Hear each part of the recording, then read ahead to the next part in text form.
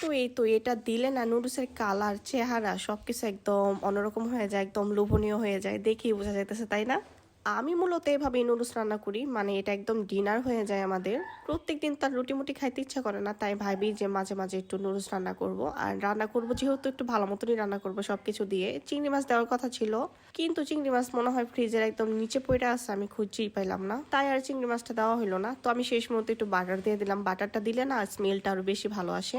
Butter বা ঘি শেষ মুহূর্তে দিলে কিন্তু অনেক স্মেল ভালো আসে। আর শীতের দিনে কি বলবো, বাটার একদম জমে একদম অবস্থা খারাপ হয়ে থাকে, একদম সহজে দেওয়া যায় না কোনো জায়গায়। এই মুহূর্তে এত সুন্দর একটা স্মেল আসছিল, তো আমার রান্না বান্না একদম শেষ।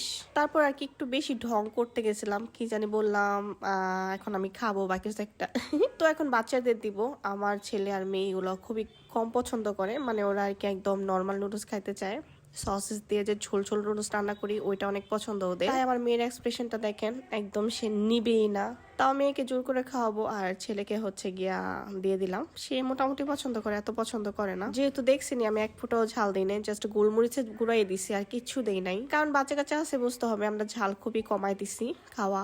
তো এখানে মামনিকে জোর করে খাওয়া দিতেছিলাম, সে খেতেই চায় না, দেখেন একদম খাবেই না খাবেই না। জামাই বাবুজি বাসায় ছিল না, তাই একা একাই খাবো এখন। বললাম না একটুও ঝাল দেই নাই, তাই আমি আর কি একটু চিলি ফ্লেক্স করে রাখি বেশি করে, যেন উপর দিয়ে একটু ছিটিয়ে তারপরে খেতে পারি। তো চিলি ফ্লেক্সটা দিয়ে আমি এখন খাবো।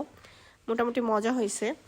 আর এত পরিমাণে ঝাল, মানে চিলি ফ্লেক্সটা একটু বেশি হয়ে গেছে। তো আজকে ভিডিওটা এ পর্যন্তই। কার কেমন লাগলো প্লিজ কমেন্টে জানিও। বাই।